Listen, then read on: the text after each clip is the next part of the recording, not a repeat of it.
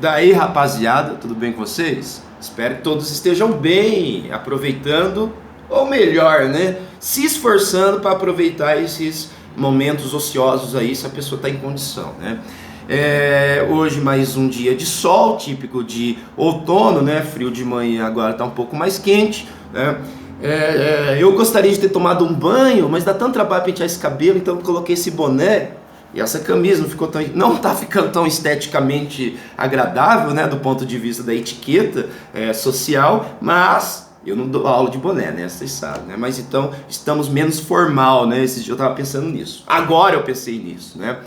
Pessoal, agora começa a aula de planejamento urbano ambiental, beleza? Pessoal, é o seguinte... hoje é o nosso último encontro, então eu passarei para vocês alguns conceitos que foram estudados nas aulas anteriores, principalmente os conceitos referentes ao urbanismo modernista ou progressista, pode ser dito dessa forma, ao urbanismo culturalista, que é nada mais que uma corrente que está dentro da proposta tecnocêntrica da modernidade, e um urbanismo voltado para a questão mais social, que a gente pode chamar de antrópolis, né? A cidade para o homem para a cidade, que é da autora Jane Jacobs, né? Então vocês verão aí, né? Eu vou mandar esse material para vocês, vocês vão relembrar de alguns slides, outros eu troquei para dar uma revisada. Aqui, gente, dependendo da dinâmica, eu vou pular então os slides, eu informo aí para vocês, né? Eu estou um pouco rouco ainda, por causa da tosse. Tô tossindo, mas não toda hora agora, só quando eu tô dormindo, então eu acordo assim, né? Mas tá melhor, mas tô rouco, né? A voz tá saindo meio grave, né? Bom, enfim, né? Vamos voltar aqui, perdão, tá? Pessoal, vamos lembrar o seguinte, esse slide aí tem então, né, o primeiro slide lá, a capa da aula, né? Eu já tinha mostrado essa figura para vocês. Essa figura mostra uma hipótese, né, referente ao que Platão, o que está escrito em Platão, sobre a cidade de Atlântica, que seria uma potência mundial, náutica, há 6.000 anos atrás, né? Parece que é 6.000 anos antes dele ainda, de Platão, né? 6.300 anos atrás, então a gente pode pensar o seguinte: a ideia de projetar no espaço o espaço para o homem, e esse espaço para o homem, de alguma maneira, melhorar a sociedade, a gente pode dizer que não é uma ideia muito nova. Então, essa ideia de fazer com que a sociedade se organize rigidamente, que é apresentado na modernidade, se a gente olha então para essa Atlântida, ou até mesmo para alguns escritos ali de Platão em A República, né, no caso ele dizia que a democracia só poderia ter um mínimo, um número menor de pessoas, porque se fosse muito grande a democracia não funcionaria. Então são maneiras determinantes de lidar com os corpos e com o espírito humano. Entendendo espírito aqui mais com a proposta mind, né? O espírito, né? Que é o corpo, a alma, o pensamento e tudo isso aí, tá? Por que eu estou dizendo isso? Não é uma ideia nova, mas a gente pode dizer que o urbanismo e o planejamento urbano, como ciência, aparece ali no final do século XIX, começo do XX. Né? Vocês têm que lembrar disso para a gente fazer essa contextualização. Talvez eu faça um corte aqui no slide, para a gente não ficar de novo fazendo uma visita ao conteúdo da industrialização londrina. Melhor, né? Industrialização da Inglaterra. Ai, meu Deus. Pessoal, me perdoe, né? Mas eu não vou cortar esse vídeo por causa disso, porque eu não sei editar, então eu vou ter que continuar aí. Ó, olha só, minha cara, mas se acalmem, se acalmem. Então eu não vou fazer uma visita à industrialização da Europa como um todo, e mais da Inglaterra e da Alemanha e depois da França, no que diz respeito aos aspectos urbanos. Só uma ideia né? A gente tem então a criação do Estado liberal e ele está bastante forte no final do século XIX, começo do XX. Então os países que se industrializam já abraçam o capital. Esse capital a ser abraçado modifica a cultura dessa sociedade. Então, a gente pode pensar que a intervenção na cidade se deu principalmente nos países, na França, na Inglaterra e na Alemanha, em alguns pontos. O Sul, que era menos desenvolvido industrialmente, ficou um pouco fora disso. Então as cidades portuguesas, e até Paris mesmo, permanecem com aquela aparência de uma cidade única, né? Basicamente prédios baixos, certo? Por que eu estou falando disso? Eu não vou voltar nessa questão da industrialização. Quero que vocês entendam o seguinte, no segundo slide. Tem lá, no segundo slide, uma paisagem de fábrica retirada do livro do David Harvey, que mostra então, esse livro mostra a transformação da cidade até os dias atuais, né, passando pela pós-modernidade. Modernidade, pós-modernidade é o momento que hoje se convenciona chamar a mudança cultural, social, sexual que a gente está enfrentando e nos acostumando.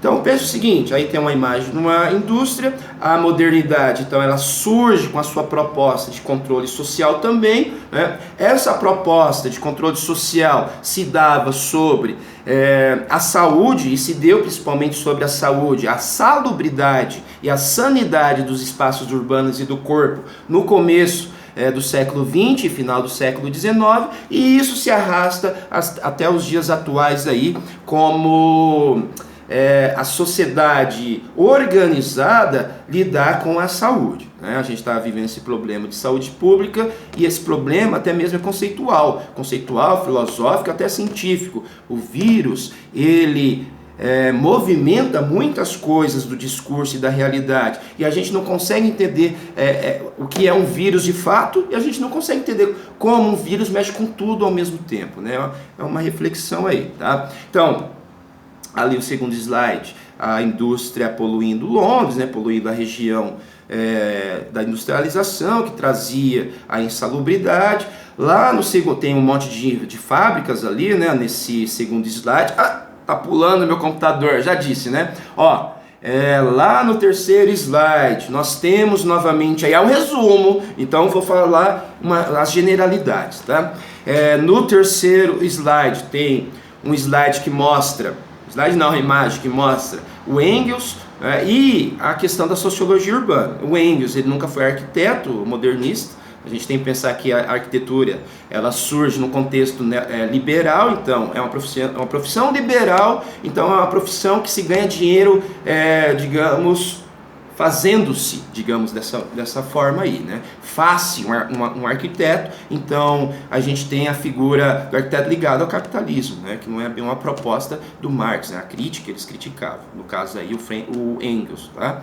Então, tem lá sociologia urbana, denúncia sobre as condições de higiene, habitat insalubre. O interessante é lembrar que habitat é onde o corpo vive. O lar é outra coisa, o lar é onde há a vivência dos corpos, a vivência do espírito, das lembranças. Então, morar dispõe, né, e forma um indivíduo, uma individualidade, né? Não é à toa que as crianças, os desenhos, né, a gente observa, faz um desenho, a casa, né? Se ela tem um apreço muito grande pela casa, ela olha para o passado, desenhando a casa dos momentos vividos, né, os momentos passados, tá? Então tem lá crítica ao habitat diferente de casa, habitat o pobre enfia o pobre lá e ele mora, né? Mais ou menos disso. O habitat animal, né? Uma referência assim, tá? Crítica à decadência da higiene moral, no caso, eu falando aqui da sociologia do Engels, corpos não separados tendem a ter misturas, então a gente tinha e tem até hoje em espaços problemáticos, comportamentos problemáticos que a moral e a ética social repudia, e muitas vezes, na maioria das vezes, realmente são coisas do diabo, né? Pedofilia, abuso sexual, violência contra a mulher, né? Que acontece em espaços ruins, né? De se morar e de se viver, tá?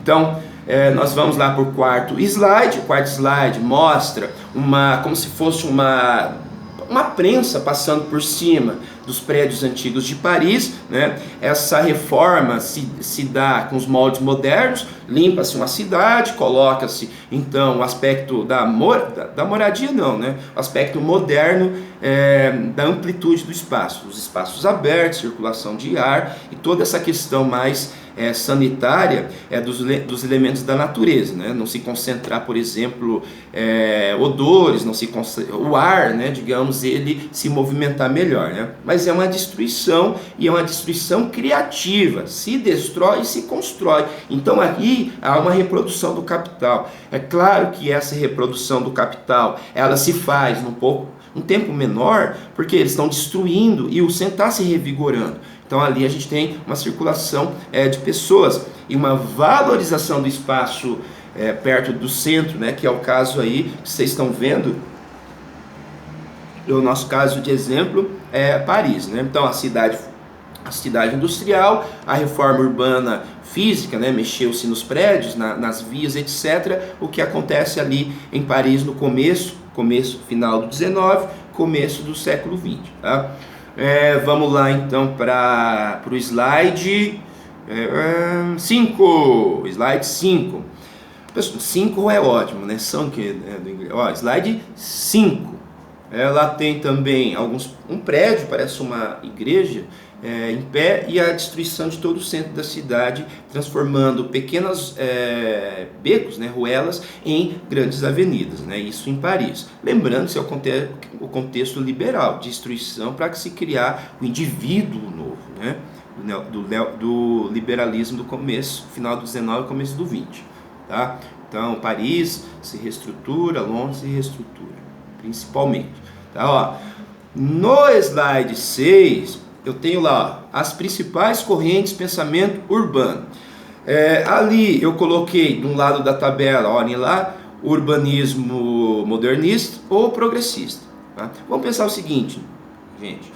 O modernista, ele, as suas ações rebatem sobre a homogeneidade social. Então, ele lida com sociedades tecnicocentricamente, mudando essa sociedade, digamos, diminuindo os problemas que elas produzem. A moradia ruim se melhora a casa, mas não se melhora muitas vezes a condição de vida dessa sociedade. Essa é a maneira tecnocêntrica de ver a política pública, né? Então, ó, ali eu coloquei urbanismo modernista, que tem essa característica, né, tecnocêntrica, urbanista culturalismo. Desculpe, tá, gente? Urbanismo culturalista. Pessoal, dentro desse urbanismo aí, eu coloquei mais como uma referência antagônica, já que o culturalista quase não existiu. As ideias plantadas, né, os projetos de cidades quase não foram para frente em muitos lugares, e a gente pode pensar que não foi tão aplicado, então é só a maneira da gente pensar numa oposição. Então a gente tem ali urbanismo modernista e do outro lado o urbanismo culturalista, né? Cultural, referindo-se mais às ligações sociais de clã, por exemplo, culturais, uma sociedade ali com a cultura própria, né? Com valores próprios, e desses valores tirando algo para deixar esse espaço aí menos, digamos, né? Menos, vou achar a palavra aí, né? Então vejamos lá, ó, urbanismo de um lado modernista, do outro culturalista. O espaço, os aspectos, né? O espaço, nos aspectos lá em vermelho, espaço mecânico, orgânico, nada de novidade. A modernidade nos traz um espaço que funciona. Então, se feito artificialmente, muitas vezes, processos espaciais. Por exemplo, nossa cidade é típica, centro cívico, zona industrial, uma zona residencial, um centro histórico, mecânico, as coisas funcionando como se fossem engrenagens de uma máquina maior que é a cidade. O tempo é o futuro, então muitas vezes se abandona formas passadas de apropriação do espaço e há uma destruição. Muitas vezes difícil essa destruição, né? Mas olha-se para o futuro. A estética é a geométrica. A estética geométrica, ela tem o valor de ser simples. Então, produzir um prédio geometricamente, né, com linhas retas, né, sem a curva, por exemplo, né, a curva natural, né, do Art Nouveau, por exemplo, depois vocês pesquisam aí o que é Art Nouveau na arquitetura.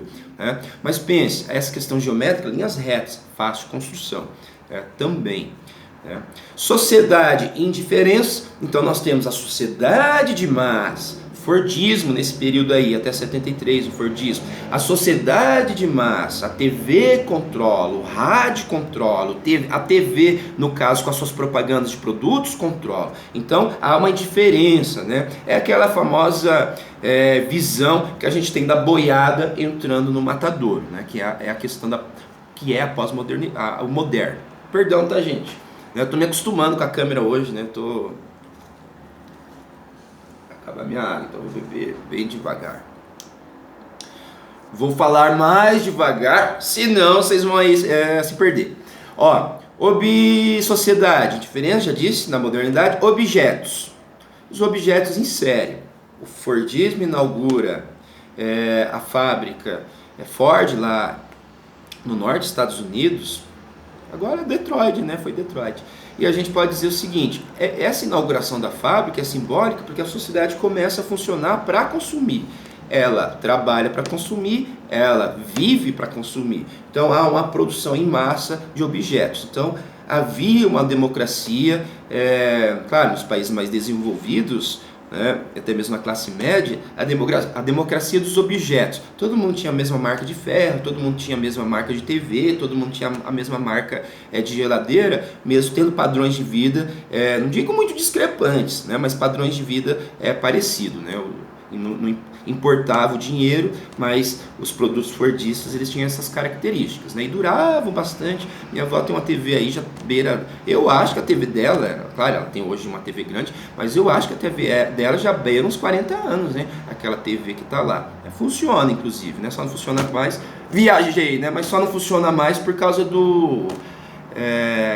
da TV digital, tá? Ó, olhando por outro lado, as principais correntes de pensamento do planejamento urbano, a outra coluna, urbanismo culturalista. Orgânico, a cidade, ela funcionando ao bel prazer dos seus moradores, né? É um processo não tão controlado como na cidade moderna, modernista. Passado, então, se olha para o passado para buscar referências nas construções, por exemplo, né?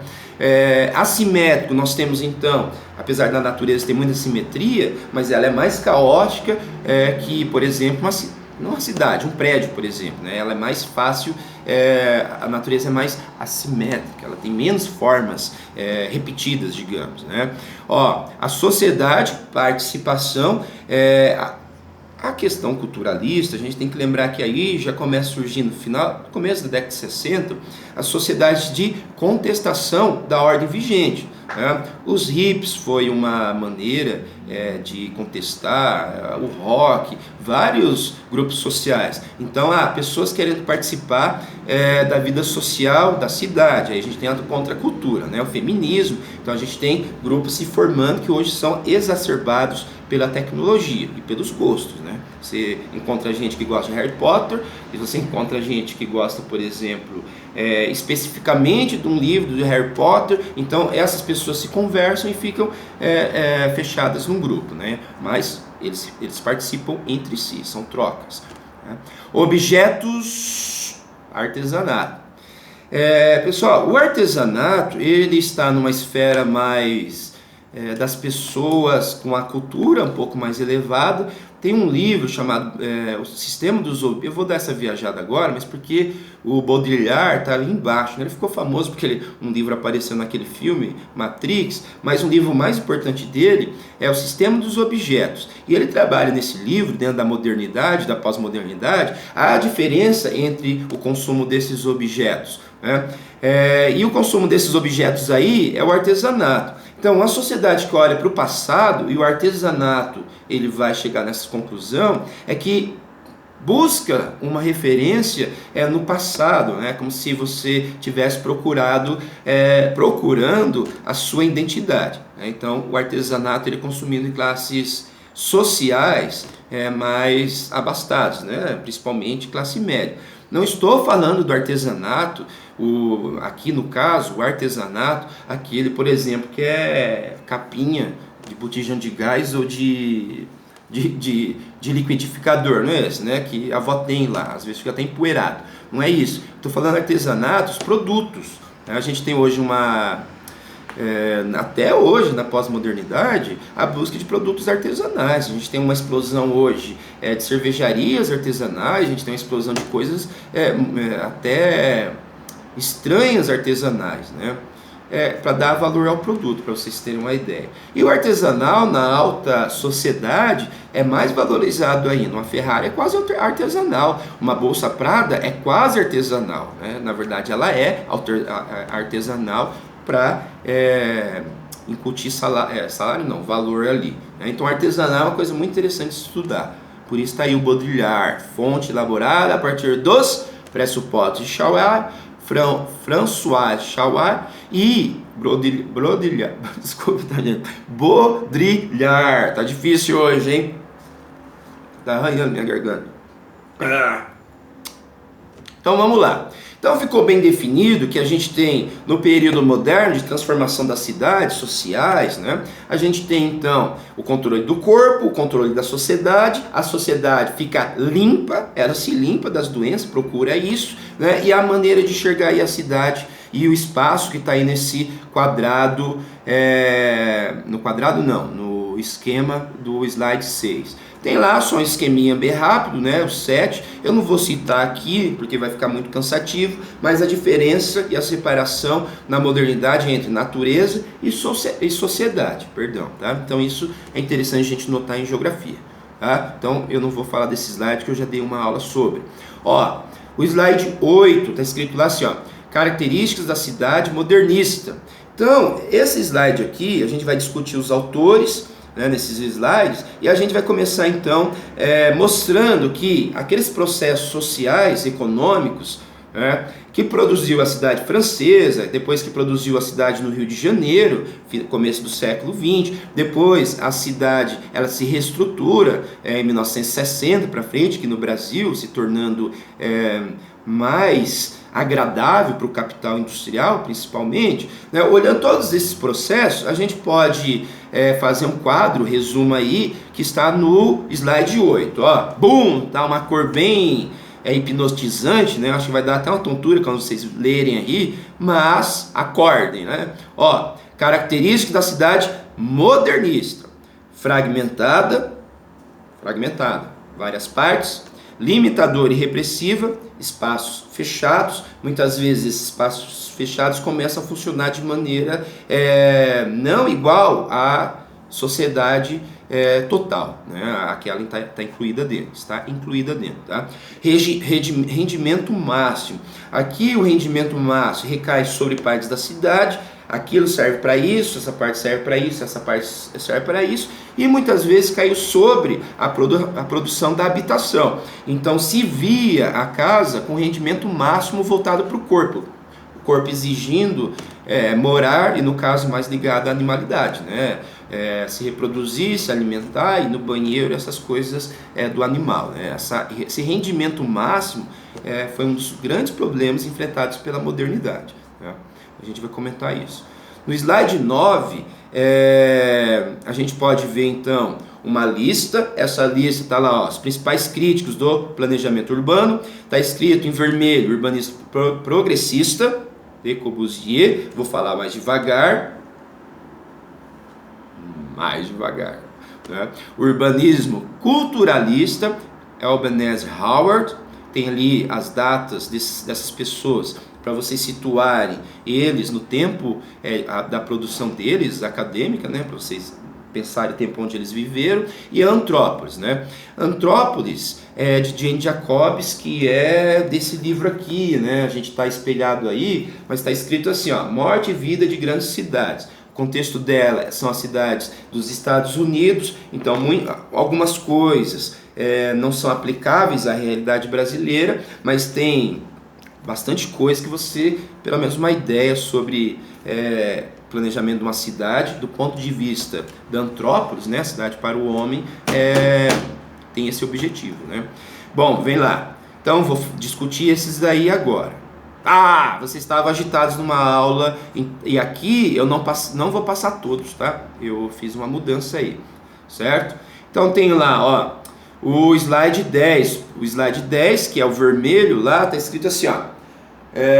Urbanismo progressista, de Corbusier, esse francês aí, né? Parece até o Foucault, com um zocrinho, né? Mas não é Foucault, né? Apesar das ideias, depois o Foucault ter estudado. Beleza? Então, ó, temas. Qual que é o tema da cidade moderna? A gente viu naquele slide verde e vermelho lá, né?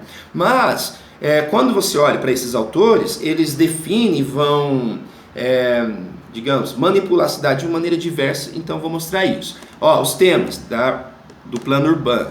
Classificações das funções, simples de entender, já disse para vocês, cada lugar com a função determinada. Multiplicação dos espaços verdes, lugares amplos com grama, né? Na maioria das vezes era grama, árvores, se transformando às vezes até em parques urbanos, né?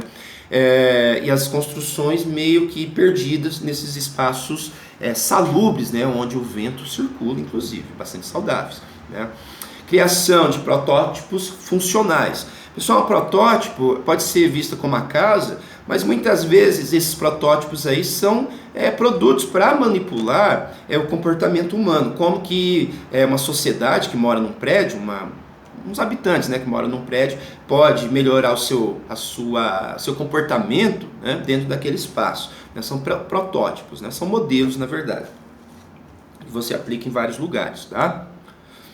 A gente já vai voltar nisso, né? Não vou atropelar as coisas, certo? Ó, tem lá a racionalização do habitat coletivo.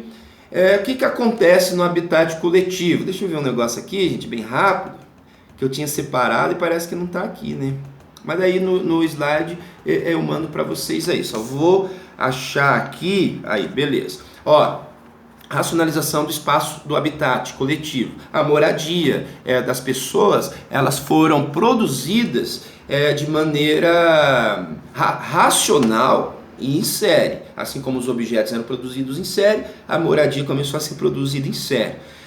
Primeiramente, elas não eram boas ali no começo, ali na Europa, né, na Inglaterra, na industrialização deles, mas depois elas começaram a atingir uma classe média nos países mais ricos, né, no caso industrializados, e chega até aqui no Brasil na década de 60 e 70, tá? Atrasado inclusive, certo? Então vamos lá para o slide.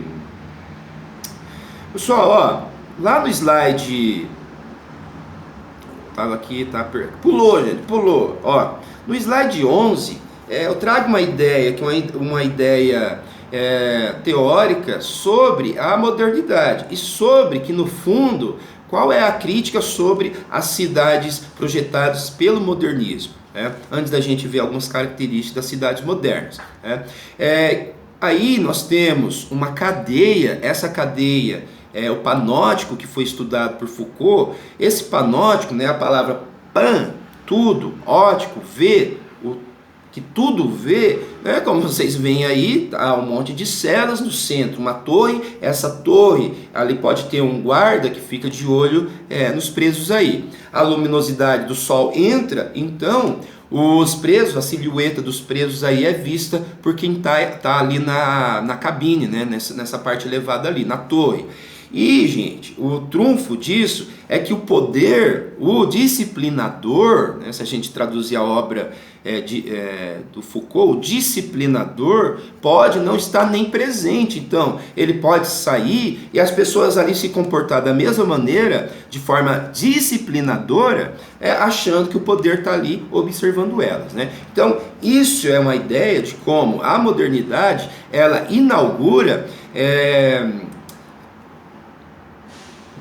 esqueci agora, mas ela inaugura meios de conter a sociedade, meios de fazer com que ela seja mais produtiva. Lembrando até aí, já que eu estou mostrando o conceito do panótipo estudado por Foucault, a questão da modernidade no começo, 1800 ali, que a cidade começou a reunir gente e isso poderia causar uma explosão em revoltas. O que acontecia no campo era Poderia ser menos pior, porque na cidade tinha mais gente se comunicando, relações sociais. Voltando, então deixo a imagem do panótipo aí, para vocês entenderem a cidade moderna, como que ela começou a ser manipulada, ou a ideia central da modernidade, o controle da sociedade, o controle da população. A população tem valor agora nas democracias, né? Vamos lá, 11. Saímos então do panótipo, do Foucault, vamos lá para o, ou melhor, gente, 12, slide 12. Eu não vou ler tudo ali, que já está falando a ideia anterior. Hoje a aula vai durar um pouco mais, hein? Porque é uma coisa que vai, inclusive, ajudar vocês a entender a prova. Né? Então, preste atenção. Hoje eu estou mais feliz, viu? Estou bem melhor hoje. Vou ficar calmo. Vou ficar calmo. Meu Deus, não posso me acelerar tanto. Pessoal, então ali, deixa o Foucault de lado aí, né, Vigiar e Punir. Eu recomendo esse livro, é um dos livros da obra de Foucault, uma das mais fáceis, inclusive, de se entender. Se ler algumas vezes você entende. Eu não vou pegar um quadro que tem ali, que é uma referência ao Foucault, mas é bem interessante esse livro porque tem umas figuras, né? E nessa figura tem uma árvore tortinha assim com uma vara tentando fazer com que esse pau que nasce torto se endireite, né? Então essa é a maneira de pensar da modernidade, tá? Vamos lá então para o slide 13, lembrando então essa questão da manipulação dos corpos, ou melhor, né, manipulação do espaço para os corpos, se manipula o espaço para conter os corpos, corpo social. A gente tem então o pensamento behaviorista, que está ali no slide 13. O pensamento behaviorista, behavior do inglês, comportamento, a gente pode dizer que a estrutura vai modificar a sociedade, a construção. Então eu também não vou me ater muito a isso, que a gente já viu isso também em sala, mas ali tem uma planta do Colégio Estadual do Paraná, né? Daí vocês leem aí o slide, né? Mas a questão central é a 13, né? Essas necessidades são típicas, então eles na escola modernista, progressista, homogeneiza toda a sociedade. Então todo mundo se torna uma coisa só, muito fácil de se manipular. Essa manipulação passa então pelos espaços da escola, pelos espaços verdes, pelo espaço do bairro, pelo espaço dos lugares que a gente frequenta. Então tá aí, né? A escola máquina, né? A escola ela se torna máquina, inclusive nesse momento aí, né? Aquela música do Pink Floyd criticando a escola, Another Brick on the Wall, não é mais um tijolo na parede, se refere a isso, a manipulação da escola, né? Vamos lá, gente. Já disse, né, Tim? Acho que se continuar assim, eu vou fazer o fantoche para conversar aqui comigo, para trocar ideia, né? Sei lá. 14. Sei lá, no slide 14 lá, a mesma coisa. Ali mostra um slide que já tinha passado em aula. As duas escolas. Uma mais conhecida, que é o Estadual do Paraná. Já trabalhei nesse colégio aí. Ele não é tão insalubre porque tem muito aluno, tem 5.000 alunos aí, então não fica tão vazio.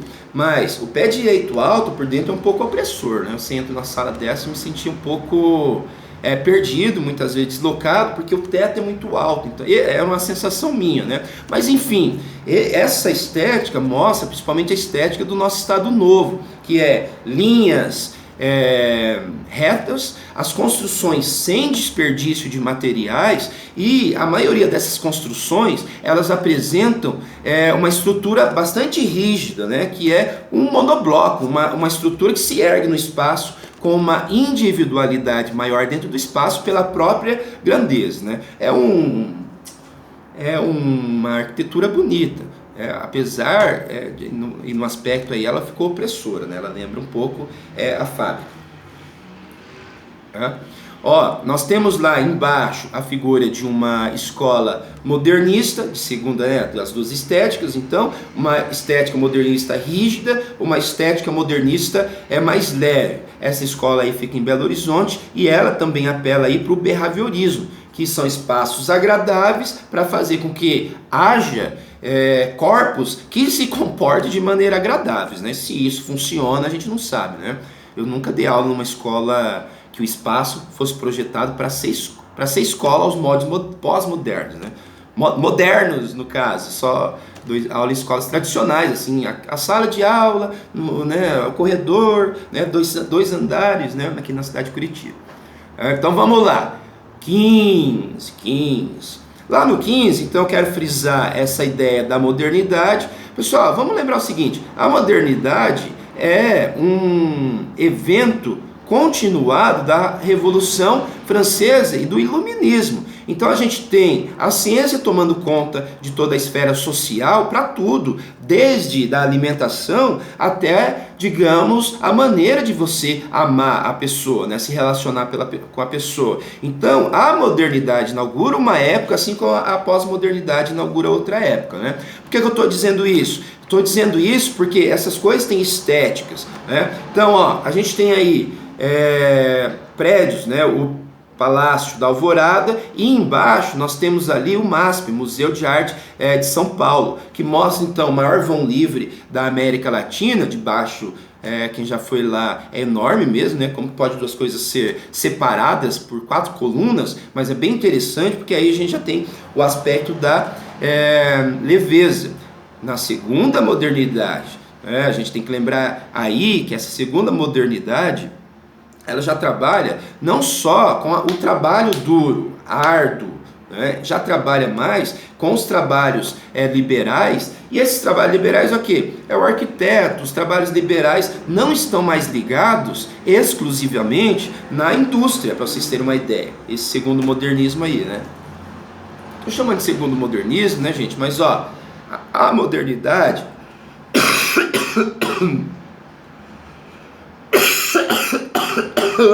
ai.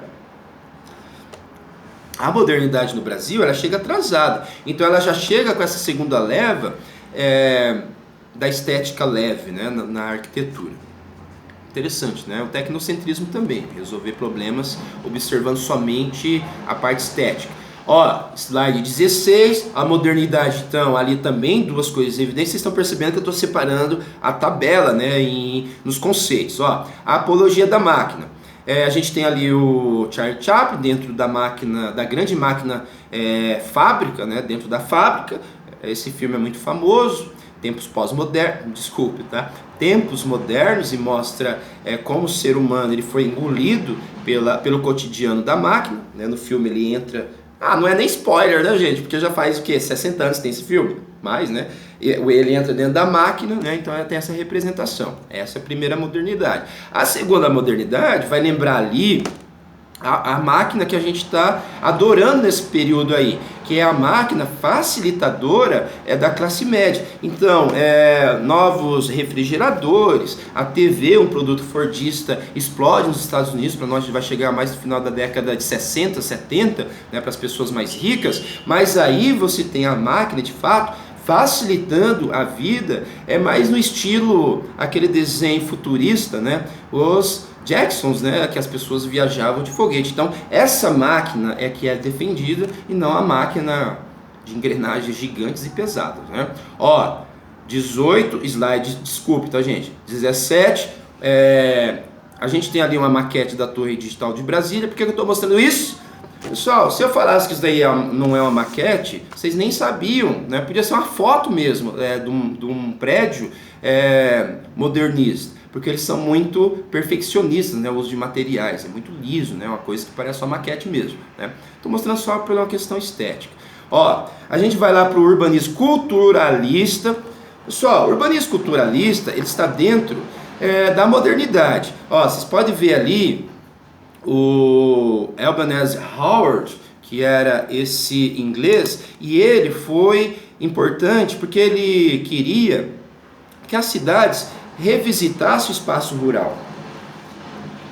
Porque ele já tinha tido experiências da industrialização, ali, década de 20, década de 30 na Europa, e ele já tinha horror meio com a industrialização. Então aí acontece uma contracorrente à cidade industrial também, né? Mas está dentro da modernidade esse Ebenezer Howard. O Howard, o tema dele, Cidades Jardins, né? Muito famoso, nos livros didáticos aparece sempre esse termo aí, Cidades Jardins, que nós vamos ver agora. Desculpa, tá, gente? Restabelecer o urbano com o rural, a ideia mais interessante dele. E a cidade, ela é vista não como um ser urbano de fato. Ela é uma cidade vista como uma mistura, um híbrido entre cidade e campo. Já vou passar os slides aí.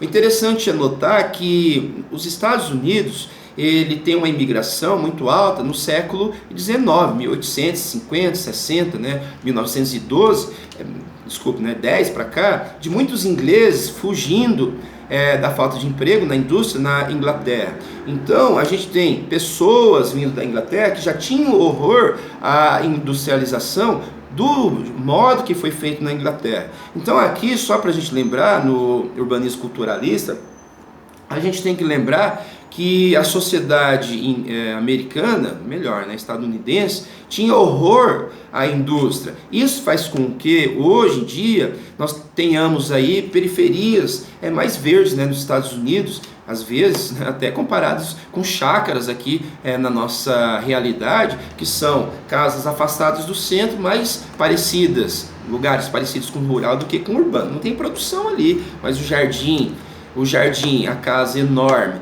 e a grama na frente para se cortar no sábado, o americano médio tem aí nessa realidade, longe das indústrias, tá? Mas temas da cidade, já disse aí para vocês, do Ebenezer Howard, inglês ótimo, hein? 20. Daí tá lá, plano urbano, cidade e jardim, centro público, Palácio de Cristal. Palácio de Cristal é uma referência, é o que houve também em Londres, que era uma grande construção feita de vidro, que tinha várias coisas sendo oferecidas ali, comércio, pegou fogo, mas ele queria, né, um espaço central de reunião de pessoas, né, uma proposta dele. Pessoal, a proposta do Howard, ele não falava que isso tinha que ser aplicado ortodoxamente, então eram mais ideias. Então a gente pode dizer que ele era menos rígido no seu plano urbano, né? Voltando, casas, terrenos espaçosos, população bem delimitada. Ele acreditava que muita gente poderia destruir então o seu projeto urbano, determinista nesse caso aí, né? Interessante é saber lá, agricultura suburbana. Então dentro da cidade, nos arrebaldes, né, arrebaldes da cidade, a gente tem então a periferia que pode produzir, não digo alimentos, né, alimentos muito em grande quantidade, mas uma agricultura de hobby, né, um jardim, pomar, e isso é a ideia. Essa tentativa de restabelecer a produção agrícola, a agricultura, o amanho, a terra, possivelmente na verdade, uma maneira de buscar o fazer da sociedade camponesa. Então, claro, é um revisitamento do passado. Então a gente tem que lembrar que a terra, ela não acaba em si. O trabalho na terra é algo não acabado. Todos os anos, mais ainda em países que têm estações do ano, a terra tem que ser trabalhada para acolher aquela produção. Então esse trabalhar que nunca alcança o seu objetivo final, é visto filosoficamente, psicologicamente, como algo que pode ser utilizado nessas comunidades. Não é à toa, né? Claro, eu estou fazendo uma aspa aqui, só uma aspa, né? Uma ideia, que muitas colônias onde se internam pessoas por causa de drogas, ou por causa de depressão, ou até mesmo nas prisões, apelam para a agricultura, para uma jardinagem, né? Então, o amanhã terra essa ligação com a terra psicologicamente importante. Até é importante, né, do ponto de vista do Jung, né? Ele trabalhava essa questão, a terra como a mãe nossa, algo muito sagrado, né, para as pessoas. Pode ser essa questão psicológica. Voltando aqui, nós temos então o slide 21.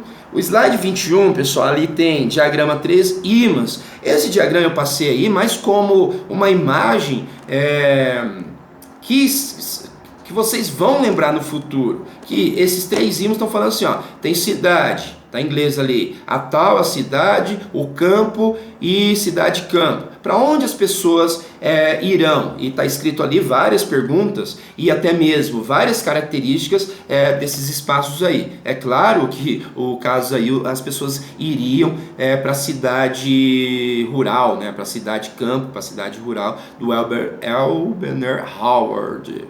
Nossa, que inglês ótimo, hein?